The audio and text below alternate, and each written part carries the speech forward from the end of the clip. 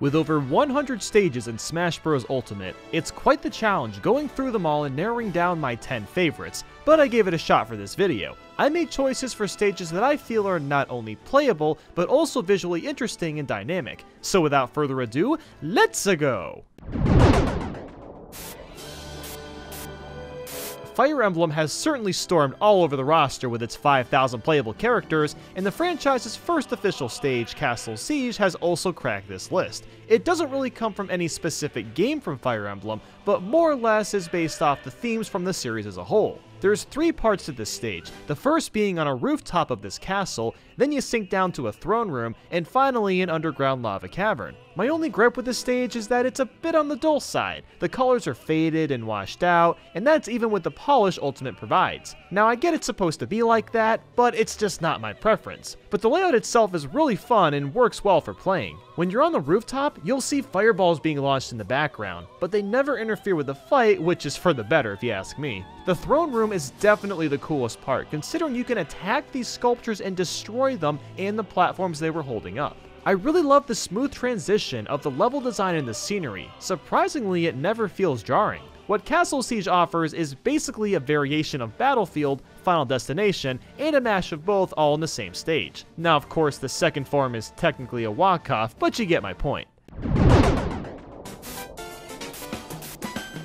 Alright, I can see people giving me some flack about adding this stage. Golden Plains is inspired by the highly original New Super Mario Bros. 2. This stage is actually quite interesting in the way it works. First is obviously the coins. If you collect 100, you turn gold and possess stronger attacks and super armor. I really like this mechanic because no other stage has it, and it's not unfair to any player because anybody can grab the coins. And for some extra variety, you can hit P-switches for blue coins and pass through a red ring for red coins. The second thing about Golden Plains is the way it travels. It'll sometimes move to either the right or left, offering up a different stage layout. But it does so in a way that's not obtrusive, which is kinda crazy because most stages that travel, like say Icicle Mountain, are just annoying to play. The right side has some lifts and mushroom platforms, while the left has some hill platforms and a hole in the ground. I do wish the theme wasn't just grass. Maybe if the stage swapped between desert or snow or mountains, that'd make it more visually appealing. But I digress. It's at least pretty colorful compared to Castle Siege. I get that people don't like this one because it's a walk-off stage, but I've never cared that much about things like that, and I really do think that the coin gimmick was implemented perfectly into Smash Bros. It's not too obnoxious, but it changes up the fight just enough to make it feel unique.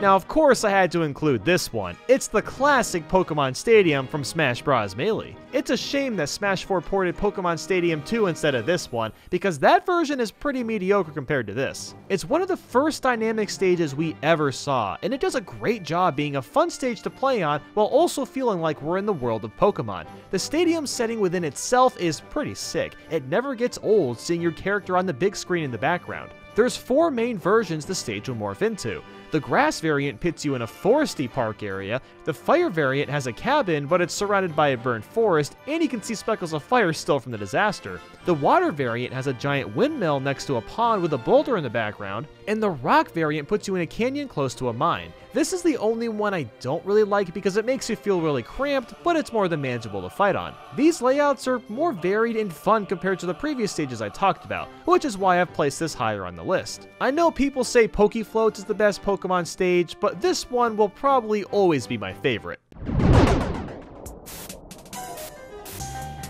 This used to be my favorite stage when Smash Bros. Brawl was the newest game, and even today it's still one of the best. Now obviously, Pictochat 2 has different drawings than the first stage, but it's the same concept. In fact, there's 27 different drawings here, and that is pretty nutty. It would take forever to see them all just once. And you never know what to expect either. One minute you'll get some clouds as additional platforms, then a faucet with running water that makes you slip up, to little Pac-Mans moving around the screen damaging anything it touches. The pipe drawings are really awesome because you can actually go through them and spawn in another pipe. Now I've left out stages with hazards because most of the time I find them to be a nuisance, like Yellow Devil and Wily's Castle, but Pictochat 2 is an exception due to the sheer charm of how the hazards are presented. And sometimes the drawings don't change the stage that dramatically anyway. way. I feel like this was the perfect opportunity to mash together the Pictochat 1 drawings and just make a giant Picto Freak baby, kind of like Final Zone X, but I'm perfectly fine with this too. Now here's a stage that I haven't played a lot until now because it originated from Smash on the 3DS. Prism Tower sends you around Lumio City in the Kalos region. Now I never played Pokemon X and Y, and considering I only played this stage a few times on the 3DS, this kind of feels like a brand new stage to me. Now be ready, I'm a huge sucker for stages that take you from place to place like this one. You start on the streets in front of the tower's base, which has clearly been inspired by the Eiffel Tower, and you basically travel from one part of the city to the next. Now you only travel to 3 different places, but this was on the 3DS, so that makes sense why there's so little pit stops. But even with the limited variety in stops, my favorite part is the change in daylight. You start when it's nice and bright out, then it fades into a beautiful sunset, all the way till it's dark with the stars twinkling in the back. Which technically doesn't make sense because all this light pollution would block them out, but whatever. It's such a dazzling stage, and the layout changes just enough to keep things fresh. While I wish we traveled to maybe a couple extra locations, the scenery and solid level design more than makes up for it.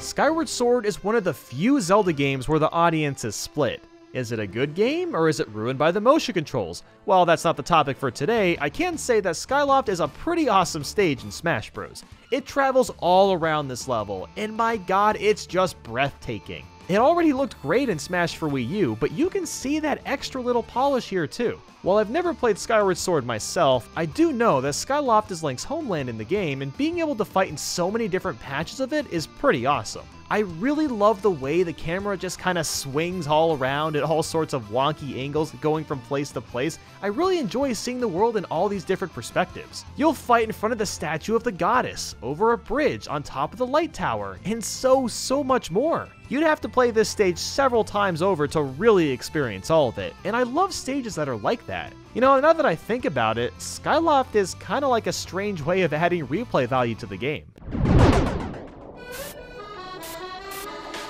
So next is a stage that is very similar, which is of course Delfino Plaza. Now the reason I put this one above Skyloft is because I have a closer connection with Mario Sunshine, so I completely understand and agree if some of you prefer Skyloft over this stage. Now I honestly think this stage has brighter and more vivid colors, and I just can't get enough of those water effects. For some reason, Nintendo is just so good at making water look amazing in their video games. Now I've been longing for an HD remake of Mario Sunshine, or some sort of sequel to it, and this is probably as close as we're gonna get. You'll travel to the little island, random parts of the plaza, and even this part where you have to get those stupid durians to the piano. Yeah, I didn't forget about that. I feel like the stage layout is slightly more varied compared to Skyloft, but not by much. It is interesting to see how this stage was altered to work with Smash Bros. Like the Grand Piano statue has been removed entirely for some reason. The only thing I wish this stage had was some pianos in the background cheering fighters on. But alas, I just love being in this world while smashing.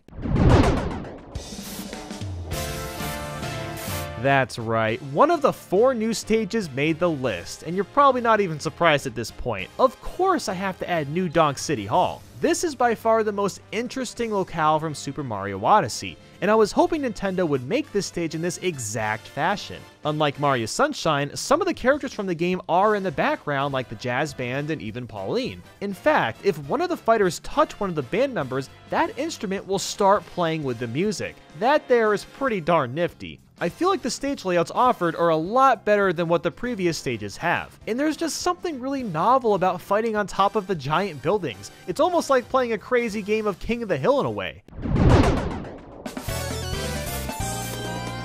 This is the last traveling stage, I promise. Woohoo Island is by far one of my favorite stages of all time. Compared to every other traveling stage I've talked about, the amount of places you go to and the amount of things you see here is just ultimate. Haha, you see what I did there? One of the best minigames in Wii Sports Resort was where you got to fly around Woohoo Island and explore it to your heart's content. This gives off that same kind of vibe. I mean, you'll land at the Swordplay Coliseum, the Boating Gate, Frisbee Dog Park, Wishing Fountain, and the list goes on and on. Man, now I just want Mario Odyssey DLC that's the entire map of Woohoo Island. But okay, I'm getting off topic. There's such a vast amount of diversity in terms of stage layout, scenery, and hazards. And with that said, is my number one pick also going to be a traveling stage too? Let's find out.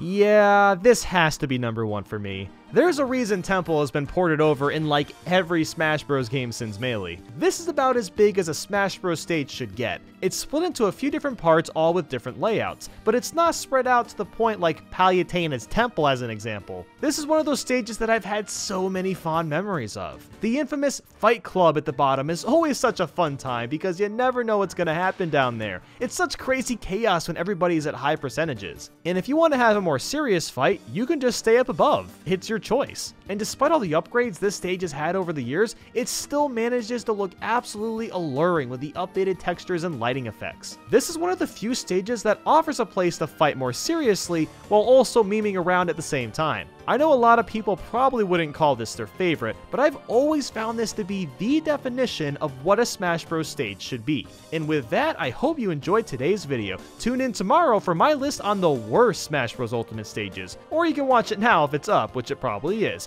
I'll catch you guys next time. Thanks for watching, and I hope you have a great day.